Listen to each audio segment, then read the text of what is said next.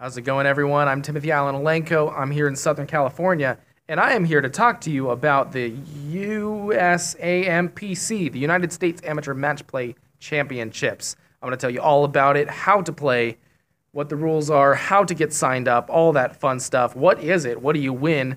All that cool stuff. So stay tuned to the video and find out what you could win. Hint, hint. It's free discs for life. All right, so who can play in this? Basically anyone below 970 rated, or if you don't have a PDGA number, you are eligible to play as well. Anyone can play this as long as they are 969 or below can play. And anyone can win this. And if anyone can, Genghis Khan, and so can you.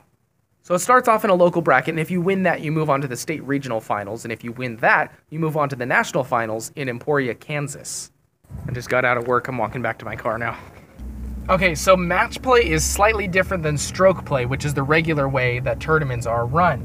Instead of playing for the lowest score, completing the course in the least amount of shots, you are competing to win holes. Kind of like skins, where if you get a birdie and the other person gets a par, you get the skins, but instead of skins, you get a point. For a complete list of the rules, log on to Disc Golf Match Play, and they have the whole rules, everything you need to know there, and a link to the PDGA website where it says the rules for match play and all that kind of stuff. So the way you win is to have more points over the other person than there are holes left available. So for example, if there's 2 holes left to play, but you're up by 3 points, you automatically win. There's no way the other person can win. So the general layout, it's going to start with the local bracket, which is 16 players. It's one-on-one for 4 rounds until there's a single victorious champion. Victorious! And it's single elimination, meaning if you play someone and you beat them, that person is automatically eliminated and they don't advance to the next round. So first place from the local bracket advances to the state regional finals, wherever that is in your state. I'm here in Southern California, so it's probably going to be somewhere in Southern California. And then if you win first in your state or regional finals, you advance on to the national finals in Emporia, Kansas. The times that these will be held is the local bracket is in April, the state regional finals are going to be in May, and then the national finals in Kansas is going to be in June. And the way that the brackets are set up for the local brackets is through UDisc, so it's completely random, so no one's going to have any advantage on choosing who they get to play against. I realize this is a boring video, just me talking in the car, so I'm just going to go ahead and fast forward to when I'm at the course. Alright, so I'm home now, but I'm going to eat before I go to the course because I haven't eaten today and I'm hungry. Okay, so you're probably wondering, what is this all going to cost to be able to compete in the local bracket and have a chance at winning discs for life?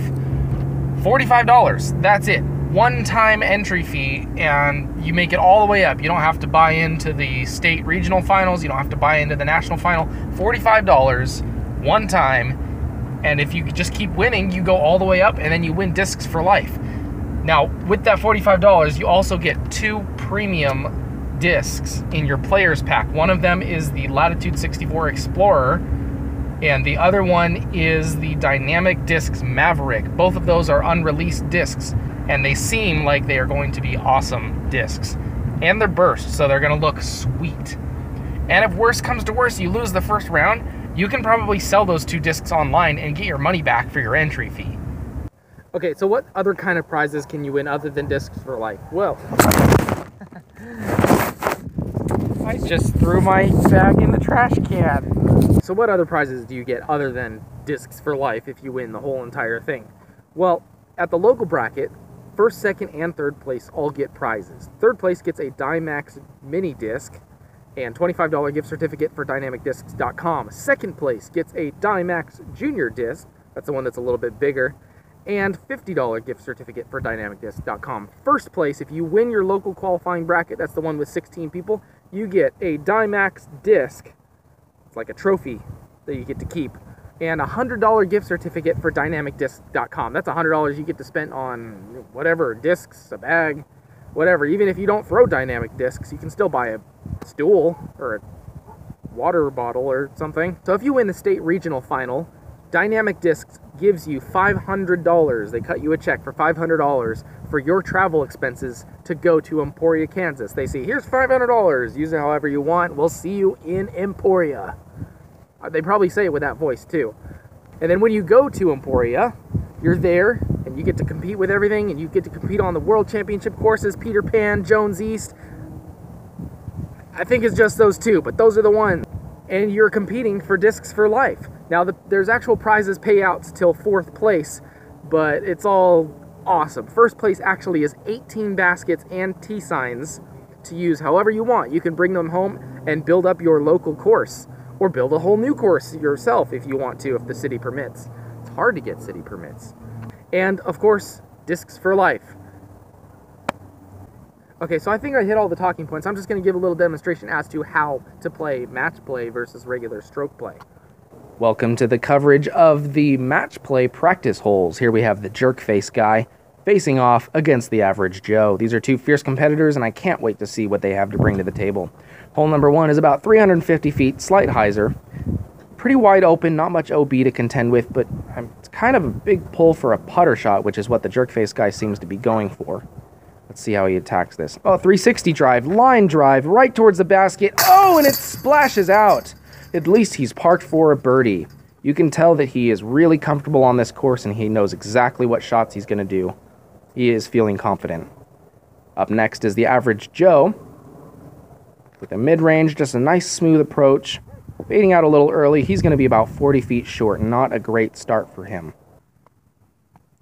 All right, he's coming up to his lie.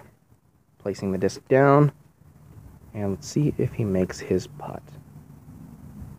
Just squeaks it over the basket, but he gets it in there. And now it looks like the jerk face guy is going to have a tap in for his birdie as well. Oh, what a rookie mistake. I think I heard him mumble that he's not used to these baskets. He's practiced on the Mach 10s. And that is 1 point for the average Joe. Hole number 2, about 350 feet, slightly to the right. Great for a forehand, which is what the average Joe looks like he's going for. Puts a really great line on this. And, oh, that is absolutely parked. Curls around the basket. You can't draw it up any better than that. Jerkface guy looking back at the camera like he's saying, you better be filming this. From his left hand, oh, it switches to an overhand, and that is fading out the wrong direction. And he has landed OB. And he is going to take the decision to concede this hole, and that is yet another point for the average Joe. Hole number 3, if there ever was a must-get, it is this hole right here, 195 feet downhill. And this is tracking towards the basket, looking great, and it's in for the ace! I wonder what the jerk-face guy is going to do. Oh, he's deciding to not concede the hole. He will have to get an ace here to match the average Joe's throw. Bad line, but it skips off the tree, and that is in as well! Both players with an ace, and he doesn't seem to be too excited about that. And with both of them getting the ace, the same number, neither of them gets a point on this hole. Very interesting. Well, hopefully you enjoyed that, and I'm back here at work. Isn't that funny how that always happens? It seems like I was just here yesterday. Anyway, if you're interested in playing, here's how to sign up. You go to discgolfmatchplay.com, find a local bracket near you that is still open, and if there's not one near you, you can apply to host one on discgolfmatchplay.com. I'm running one here in Murrieta, California, and it is still open. We still have spots available, so if you'd like to do that, you can contact me through discgolfmatchplay.com. Search me on there. My email's on there. You can send me an email. You can also find it on Disc Golf Scene. That's where I have posted the registration to sign up to play in my local bracket that I'm hosting. All right, well, I think that wraps up this video. I'll see you at the local bracket, and if not, you missed out on winning Discs for Life. I don't know what to tell you.